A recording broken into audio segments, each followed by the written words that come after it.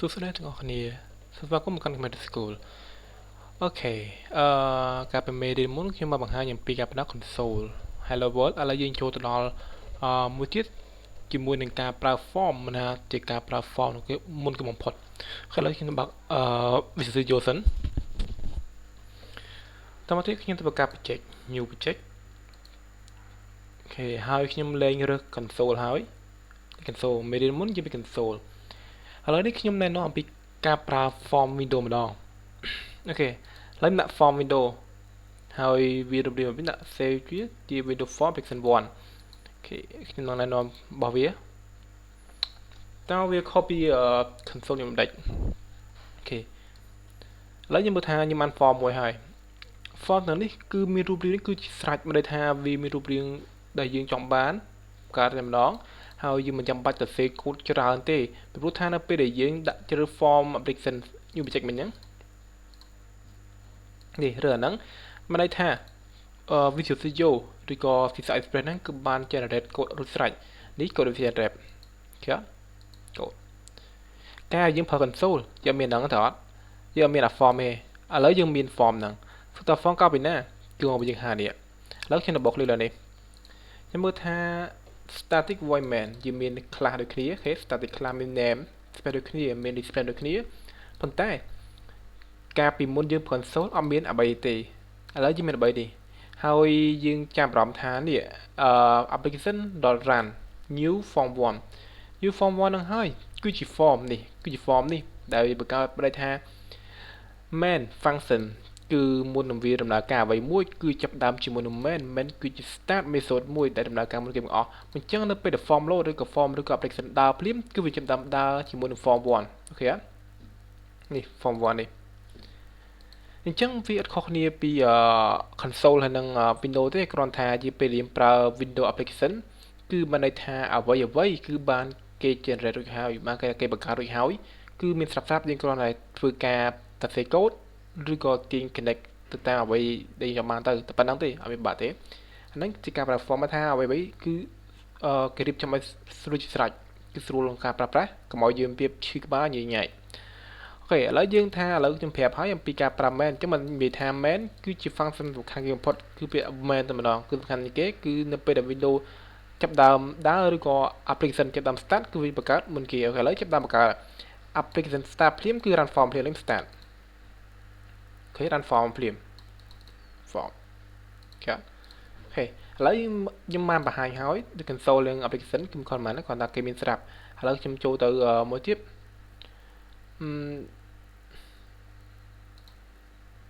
ខ្ញុំចូលទៅមួយទៀតform ដែលយើងចូលរកក្នុង form នេះបង្កើតរួចហើយ Windows Visual Studio បង្កើតរួចហើយប៉ុន្តែចាំចូលរកម្ដងខ្ញុំចូលលើ form what design គេខ្ញុំបានចោលអូខេ form design នេះអ្វីយើងមិនចាប់អារម្មណ៍ទេអស់នេះមិនចាប់អារម្មណ៍ទេយើងចាប់អារម្មណ៍ឡើងនេះអ្វីទៅចិត្តនេះខ្លាំងនេះធ្វើយ៉ាងម៉េចគេប្រាប់យើងណា Visual Design Support ទាំងអស់គេសូមបញ្យល់ថារាល់ការបង្កើត button ការបង្កើត tool ផ្សេងទាំងអស់ឬក៏ជា property របស់ form គឺបង្កើតក្នុងនេះគេអត់ initialize component បានន័យថាគឺជាដំណាក់កាលដំបូងបំផុតនៅពេលដែល form load បើថាពេលដែល form load ដំបូងបំផុតវាត្រូវធ្វើអី ដំបូងបំផុតគឺចាប់ដើមយក style អស់នេះជា style របស់Visual Studio ដែលគេកំណត់រួចហើយនឹង client side នេះគឺសំដៅទៅលើទំហំរបស់ Windows របស់ form ទំហំនេះគេអត់ទំហំនេះ design វាគេអត់ខ្ញុំ design ធំទៅទៀតគេ400 900ហើយអត់ខុសគ្នា reset ថែមទៀតសាច់ចូលមកវិញខ្ញុំដាក់ទូចមកហើយមើលនេះអូខេទូចអូខេអញ្ចឹងនេះហើយដែលគេថានៅពេលដែល form load បើថា form វា load ភ្លាមនៅពេលដែល form load ភ្លាមគឺវាចាប់ដើម property ដូចជា form name អូខេខ្ញុំនេះគឺលវាខ្ញុំជ្រើស property មកស្ដាំលវា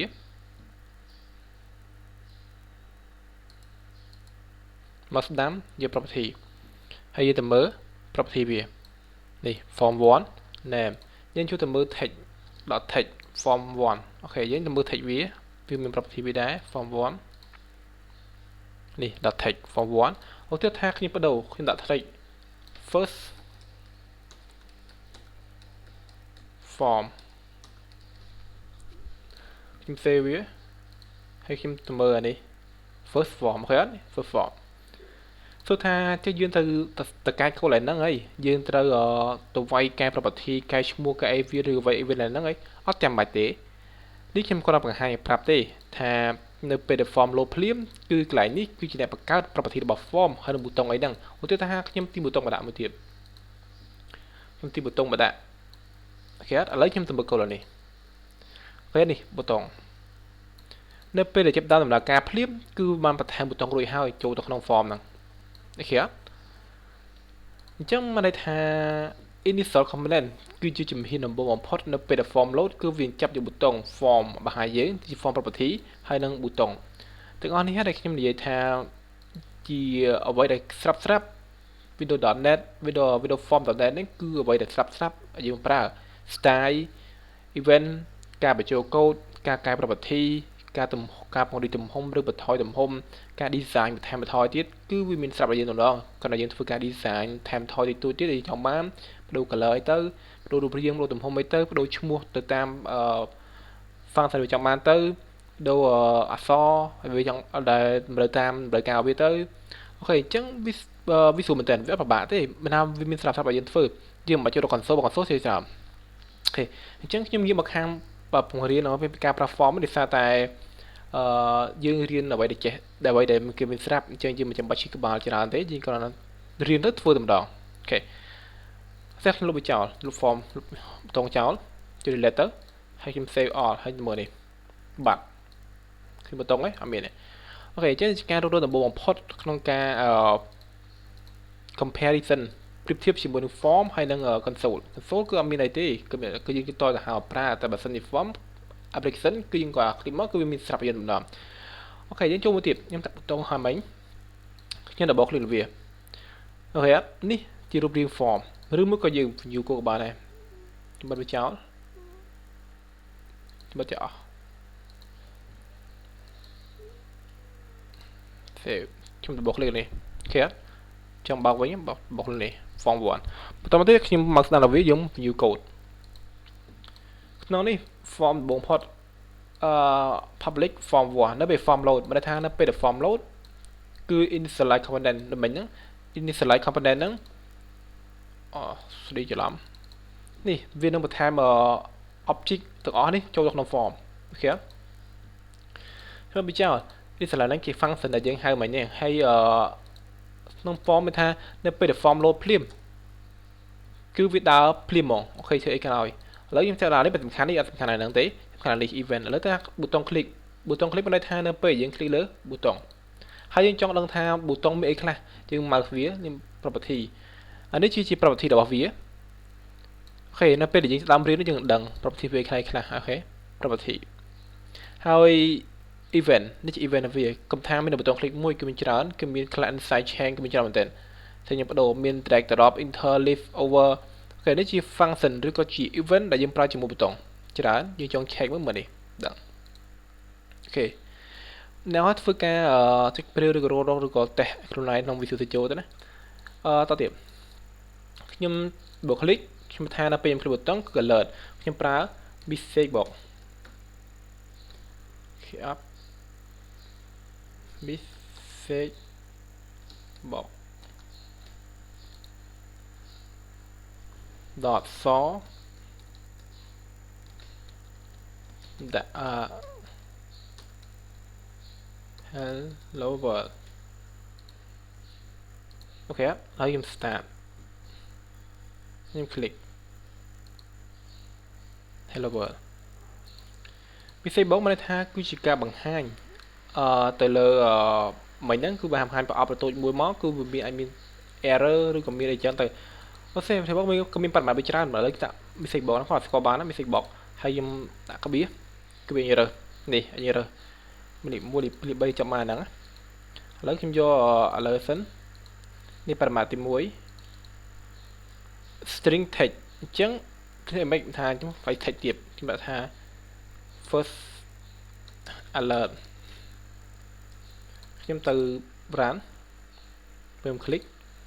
នេះ first alert arrow លើអូខេ first alert arrow លើខ្ញុំចោល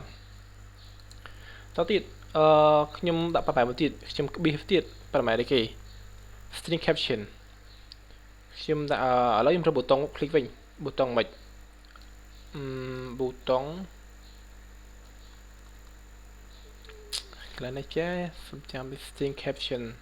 ដល់អី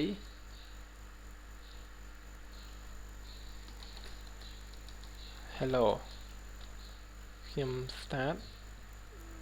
វា run error ហើយមាន error កន្លែងនេះមិនមែនទេ hello message box ប៊ូតុង dot ok ហើយខ្ញុំ start คลิกមាន ok មួយខ្ញុំដាក់ yes ចង់ដាក់ yes នោះ ok អញ្ចឹងខ្ញុំដាក់អានេះ dot ok cancel អញ្ចឹងមានប៊ូតុង2 ok មក cancel មួយ cancel មួយអូខេអញ្ចឹងនេះជាការប្រើសាមញ្ញឲ្យស្គាល់អំពី message box ព្រោះថានៅពេលដែលខ្ញុំចាប់ដើមជាមួយនឹង standard tutorial ឬក៏ lesson មកពីមេរៀន standard អញ្ចឹងខ្ញុំយក message box ដើម្បីបង្ហាញដល់អ្នកនរអូខេអញ្ចឹងនៅក្នុងមេរៀននេះគឺតែប៉ុណ្្នឹងទេគាត់ណែនាំឲ្យស្គាល់អំពី form ការទាញ toolbox មកដាក់ហ្នឹងយើងអាចទាញ toolbox បានលោកតែចូលដោយ design menu អូខេ design menu ហើយយើងអាចទាញមកដាក់បានហើយនេះជា function form គាត់យើង compare ទៅជាមួយនឹង form ហើយនឹង console អូខេអញ្ចឹងមានរឿងសំប៉ុណ្្នឹងទេសូមអរគុណបាយបាយ